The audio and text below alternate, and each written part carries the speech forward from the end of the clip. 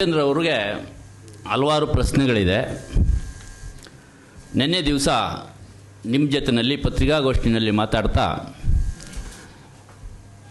ಭಾಳ ಈ ಪುಂಡ್ರು ಮಾತಾಡ್ತಾರಲ್ಲ, ಪುಡಿ ರೌಡಿಗಳ ಥರ ವರ್ತನೆಯನ್ನು ಮಾತಾಡ್ತಾ ಮೊದಲು ನಾನು ಅವ್ರನ್ನ ಈ ವಿಚಾರವಾಗಿ ನಾವೆಲ್ಲರೂ ಸೇರಿ, ನಾವು ಕಾಂಗ್ರೆಸ್ನ ಏನು ಮುಖಂಡರಿದ್ದೀವಿ ಎಲ್ಲರೂ ಸೇರಿ ರಾಮಚಂದ್ರ ಅವರ ವರ್ತನೆಯನ್ನು ಖಂಡಿಸ್ತೇವೆ. ಅವರು ಮಾತನಾಡೋ ಶೈಲಿಯನ್ನು ಖಂಡಿಸ್ತೀವಿ. ಒಬ್ಬ ಜನಪ್ರಿಯ ಶಾಸಕರನ್ನ ಅವ್ರು ಮಾಡ್ತಾ ಇರೋ ಕೆಲಸವನ್ನು ಸಹಿಸ್ನಾರ್ದೇ ನಿಮಗೆಲ್ಲ ಹೊಟ್ಟೆ ಕಿಚ್ಚು. ಏನು ನಿಮ್ಮ ಕುಮಾರಸ್ವಾಮಿಯವರು, ಪೂಜ್ಯ ದೇವೇಗೌಡರು ಇವರೆಲ್ಲ ನಮ್ಮ ರಾಜ್ಯದ ಮುಖ್ಯಮಂತ್ರಿಗಳನ್ನು ನೋಡಿ ಏನು ಹೊಟ್ಟೆ ಕಿಚ್ಚನ್ನು ಪಡ್ಕೊತಾ ಇದ್ದಾರೋ ಅದೇ ರೀತಿಯಲ್ಲಿ ನೀವು ಈ ಜಿಲ್ಲೆ ಒಳಗೆ ಈ ಕ್ಷೇತ್ರದಲ್ಲಿ ಹೊಟ್ಟೆ ಕಿಚ್ಚನ್ನು ಪಡ್ಕೊತಾ ಇದ್ದೀರಿ. ಇದನ್ನು ನಾವು ತೀವ್ರವಾಗಿ ಖಂಡಿಸ್ತೀವಿ.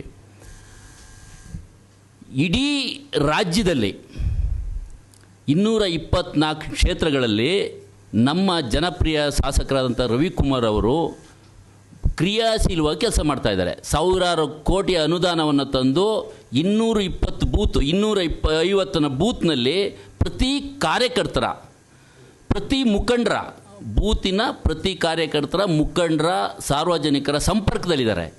ವಾರದಲ್ಲಿ 5 ದಿನಗಳ ಕಾಲ ಕ್ಷೇತ್ರದಲ್ಲಿ ಓಡಾಡ್ತಾರೆ. ಅದನ್ನು ನೀವು ಸಹಿಸ್ಕೊಳ್ಳಿಕ್ಕಾಗ್ತಾಯಿಲ್ಲ ರಾಮಚಂದ್ರ ಅವರೇ. ನೀವು ಹೇಳ್ತೀರಾ ಕುಮಾರಸ್ವಾಮಿಯವರು ಬಂದಾಗ ಕಾಲಿಗೆ ಬೀಳ್ತೀಯೇ, ಸಿಂಗ್ಯುಲರೆಲ್ಲ ಮಾತಾಡ್ಬೋದಾ ನೀವು ರಾಮಚಂದ್ರ ಅವರೇ? ನಾವು ಮಾತಾಡ್ಬೋದಲ್ಲ, ನಾಲ್ಗೆ ಇದೆಯಲ್ಲ ನಮಗೂ, ಏನು ಬೇಕಾದ್ರೆ ಮಾತಾಡ್ಬೋದು. ನಿಮ್ದು ಏನು ಗೊತ್ತಾ ಸಂಸ್ಕೃತಿ, ಅಂಧಭಕ್ತರು. ನೀವೊಂದು ರೀತಿ ಅಂಧಭಕ್ತರು. ಹೆಂಗೆ ಅಂದರೆ ಅಲ್ಲಿ ದೇವೇಗೌಡರು, ಕುಮಾರಸ್ವಾಮಿಯವರು DC ಆಫೀಸ್ ಮುಂದೆ ಮೇಲೆ ಬಿಳಿ ಕಾಗೆ ಕೂತಿದೆ ಅಂದರೆ ನೀವೆಲ್ಲರೂ ಈ ಜಗತ್ತಿನಲ್ಲಿ ಬಿಳಿ ಕಾಗೆ ಎಲ್ಲೂ ಇಲ್ಲ. ಹೌದು ಹೌದು ಹೌದು ಕುಮಾರಣ್ಣ ಹೇಳೋರೆ, ಅಪ್ಪಾಜಿ ದೇವೇಗೌಡರ ಅಪ್ಪಾಜಿ ಹೇಳೋರೆ ಅದು ಬಿಳಿ ಕಾಗೆ ಅಂತ ಕೂಗುವಂಥ ಅಂಧಭಕ್ತರಾಗ್ಬಿಟ್ಟಿದ್ದೀರಿ ನೀವು. ರೀ ಸಲಹೆ ಕೊಡಿ, ಇಂಥದ್ದು ಕೆಲಸ ಆಗಬೇಕು ಅಂತ ಧರಣಿ ಮಾಡಿ, ಕೇಳಿ, ಪ್ರತಿಭಟನೆ ಮಾಡಿ. ಅದು ಬಿಟ್ಟು ನೀವು ಇಲ್ಲ ಸಲ್ಲದ ಆರೋಪ ಮಾಡ್ತೀರಾ. ಕುಮಾರಣ್ಣ ಬಂದಾಗ ಕಾಲು ಬೀಳ್ತೀಯ ನೀನು, ಅಲ್ಲಿ ಬಂದು ಟೀಕೆ ಮಾಡ್ತೀಯ ಅಂದರೆ ಹೌದ್ರಿ, ಅದು ಸಂಸ್ಕೃತಿ ಕಣ್ರಿ, ಆ ಕುಟುಂಬದ ಸಂಸ್ಕೃತಿ. ನಾನು M. ಶ್ರೀನಿವಾಸ್ ಅವರು MLA ಆಗಿದ್ದಾಗ ಅವ್ರ ವಿರುದ್ಧ ನಾನು ಸ್ಪರ್ಧೆ ಮಾಡಿದ್ದೆ, ಪ್ರತಿಭಟನೆ ಮಾಡ್ತಿದ್ದೆ. ಅಂಬರೀಷ್ ಅವ್ರ ವಿರುದ್ಧ ಪ್ರತಿಭಟನೆ ಮಾಡ್ತಿದ್ದೆ. ಅವರು MP ನಿಂತಿದ್ದೆ, ನಾನು MP ನಿಂತಿದ್ದೆ. ಆದರೆ ಸೀನಣ್ಣ ಬಂದರೆ ನಾನು ನಮಸ್ಕಾರ ಮಾಡುವೆ, ಅಂಬರೀಷ್ ಅಣ್ಣ ಬಂದರೆ ನಾನು ನಮಸ್ಕಾರ ಮಾಡುವೆ. ರೀ ಅದು ನಮ್ಮ ಸಂಸ್ಕೃತಿ ಕಣ್ರಿ. ಹಂಗೆ ನಮ್ಮ ರವಿಕುಮಾರ್ ಅವರು ಅವರ ಸಂಸ್ಕೃತಿ, ಹಿರಿಯರಿಗೆ ನಮಸ್ಕಾರ ಮಾಡ್ತಾರೆ. ಅದು ತಪ್ಪೇನ್ರಿ? ನೀವು ಸಹಿಸ್ಕೊಳ್ಳೋಕ್ಕಾಗ್ತಾಯಿಲ್ಲ ನಿಮಗೆ. ಏನಾಗ್ಬಿಟ್ಟಿದೆ, ಇಡೀ ಕ್ಷೇತ್ರವನ್ನು ಸುತ್ತಾ ಇದ್ದಾರೆ, ಜನಪ್ರಿಯತೆ ಆಗ್ತಾಯಿದ್ದಾರೆ. ನೋಡ್ರಿ, ನೆಕ್ಸ್ಟು ನಮ್ಮ ಕ್ಷೇತ್ರದ ಜನತೆ ಪ್ರೀತಿ ವಿಶ್ವಾಸದಿಂದ ಅವ್ರನ್ನ ಗೆಲ್ಲಿಸ್ತಾರೆ. ಮತ್ತೆ 2028ಕ್ಕೆ ನಮ್ಮದೇ ಸರ್ಕಾರ ಬರುತ್ತೆ, ಕಾಂಗ್ರೆಸ್ ಸರ್ಕಾರ ಬರುತ್ತೆ. ಅವರು ಗೆದ್ದು ಮಂತ್ರಿ ಕೂಡ ಆಗ್ತಾರೆ. ಅದನ್ನು ನೀವು ನೋಡ್ತೀರ, ಅದನ್ನು ಸಹಿಸ್ಕೊಳ್ಳೋಕ್ಕಾಗ್ತಾಯಿಲ್ಲ. ನೋಡ್ರಿ ರಾಮಚಂದ್ರ ಅವರೇ, ನೀವು ಯಾವ ಕ್ಷೇತ್ರ? ಮೇಲ್ಕೋಟೆ ಕ್ಷೇತ್ರ, ಮುದ್ಗಂದೂರು ಕ್ಷೇತ್ರದಿಂದ ಬಂದು ಮೇಲ್ಕೋಟೆ ಕ್ಷೇತ್ರದ ಪಾಂಡವಪುರ ತಾಲೂಕಿನವರು ನೀವು. ಮಂಡ್ಯ ಕ್ಷೇತ್ರಕ್ಕೂ ನಿಮಗೂ ಏನು ರೀ ಸಂಬಂಧ?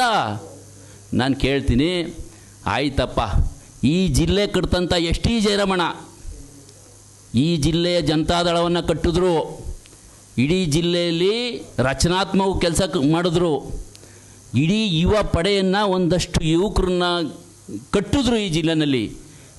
ಇವತ್ತು ಜಿಲ್ಲೆಯನ್ನು ಆಳ್ತಾ ಇರುವಂಥ ಎಲ್ಲ ನಾಯಕರು, ಪುಟ್ಟರಾಜಣ್ಣ ಇರ್ಬೋದು, ಚಲರಾಯ ಸ್ವಾಮಿ ಅಣ್ಣ ಇರ್ಬೋದು, ಇನ್ನೂ ಹಲವಾರು HB ರಾಮಣ್ಣ ಇರ್ಬೋದು, ಅವರೆಲ್ಲರೂ ಕೂಡ ST ಜಯರಾಮಣ್ಣ ಬೆಳೆಸ್ತಂಥವರು. ಆ ಕುಟುಂಬಕ್ಕೆ ಅನ್ಯಾಯ ಮಾಡಿದ್ರು ನಿಮ್ಮ ಮುಖಂಡರು. ನಿಮ್ಮ ಹತ್ರ ಎಷ್ಟು ಕಾಣಿಕೆ ತಗೊಂಡ್ರು? ಕಪ್ಪ ಕಾಣಿಕೆ ಕೊಟ್ಟು ನೀವು ಚುನಾವಣೆಗೆ ಟಿಕೆಟ್ ತಗೊಂಡ್ರಿ. KV ಶಂಕರೇಗೌಡರು ಜನತಾ ಪಕ್ಷವನ್ನು ಕಟ್ತಂಥವ್ರು ಈ ಜಿಲ್ಲೆಯಲ್ಲಿ. ಶೈಕ್ಷಣಿಕವಾದ ಒಂದು ಅಸ್ಮಿತೆಯವರು, ಶಿಕ್ಷಣ ಕ್ರಾಂತಿಯನ್ನು ಮಾಡಿದವರು. ಅವರ ಮೊಮ್ಮಗ ವಿಜಯಾನಂದ ಟಿಕೆಟ್ ಕೊಡಲಿಲ್ವಲ್ರಿ ನೀವು? ಆ ಹಾಲೊಂದು ದುಡ್ಡಲ್ಲಿ ಹೊಡೆದ್ಬಿಟ್ಟು ನೀರಿಗೆ ಹಾಕ್ಬಿಟ್ಟು ಅಲ್ಲಿ ದುಡ್ಡ ಕದ್ದುಬಿಟ್ಟು ನೀವು ಟಿಕೆಟ್ ತಗೊಂಬಿಟ್ರೆ ನೀವು ದುಡ್ಡು ಕೊಟ್ಬಿಟ್ಟು ಅದು ಇನ್ನೂ ಜೀವಂತವಾಗಿದೆ ಕಣ್ರಿ ರಾಮಚಂದ್ರ ಅವರೇ, ಅದು ಇನ್ನೂ ಜೀವಂತವಾಗಿದೆ. ಹಾಲು ದುಡ್ಡ ತಿಂದವರು, ರೈತರು ದುಡ್ಡ ತಿಂದವರು ಇದುವರೆಗೆ ಬದುಕಿರೋ ಇತಿಹಾಸ ಇಲ್ಲ. ಹಂಗಾಗಿ ನೀವೇನು ಉದ್ಧಾರ ಆಗ್ತೀರಿ ಅಂತ ತಿಳ್ಕೊಬೇಡಿ, ಕನಸು ಕಾಣಬೇಡಿ. ಜನ ತೀರ್ಮಾನ ಮಾಡ್ತಾರೆ.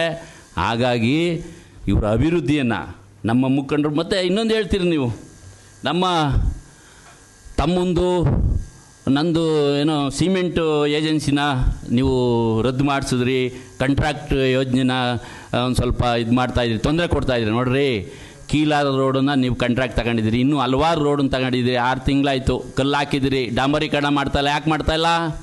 ಸುಮ್ಮನೆ ಜನಕ್ಕೆ ಕೆಟ್ಟ ಹೆಸರು ಬರಬೇಕು MLA ಅವ್ರಿಗೆ. ಅದ ಬಿಡಿ, ನೀವು ಕೆಲಸ ತಗೋತಾಯಿದ್ದೀರಿ. ನಂತರ ಪುರುತ್ ಕೊಪ್ಪಲು ಸಂಕ್ರಣ್ಣ ಖಡ್ಗ ಹಾಕಿದ್ರು ಕೈಗೆ ಕುಮಾರಸ್ವಾಮಿ ಅವ್ರಿಗೆ ಬಂದಾಗ, ಮಂತ್ರಿ ಆದಾಗ. ಅವರು ನಿಮ್ಮ ಜನತಾದಳದವರು. ಅವರು ಪುರುತ್ ಕೊಪ್ಪಲು ಇದರಲ್ಲಿ ಕೋಡಿಕೊಪ್ಪಲು ಟು ಮಲ್ಲಘಟ್ಟ ರಸ್ತೆ ಮಾಡ್ತಾಯಿದ್ದಾರೆ, ಟೆಂಡರ್ ಅವ್ರಿಗಾಗಿದೆ. ಆಯಿತಾ? ಆನ್ಸೋಸ್ಲು ಅಶೋಕು ನಮ್ಮ ಚಿಕ್ಕಬಳ್ಳಿನಲ್ಲಿ 5 ಕೋಟಿ ವರ್ಕ್ ಮಾಡಿದ್ರು, ಅವರು ಜನತಾದಳದವರು.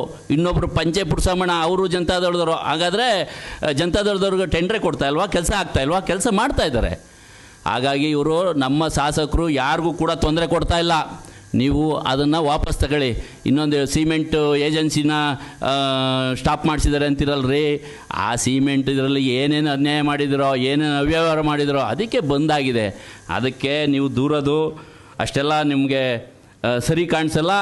ನಿಮಗೆ ಮುಂದಿನ ದಿನಗಳಲ್ಲಿ ಸರಿಯಾಗಿ ಮಾತಾಡೋದು ಕಲ್ತ್ಕೊಳ್ಳಿ ಅಂತ ನಾವು ಹೇಳೋಕ್ಕೆ ಇಷ್ಟಪಡ್ತೀವಿ. ನಮಗೂ ನಾಲ್ಗೆಗಳಿದೆ, ಏನು ಬೇಕಾದ್ರೂ ಮಾತಾಡೋಕ್ಕೆ ನಮಗೂ ಶಕ್ತಿ ಇದೆ.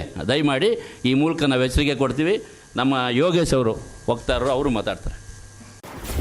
ಕರ್ನಾಟಕ ನ್ಯೂಸ್ ಡಿಜಿಟಲ್ ಚಾನಲನ್ನು ಈಗಲೇ ಸಬ್ಸ್ಕ್ರೈಬ್ ಮಾಡಿ. ಧನ್ಯವಾದಗಳು.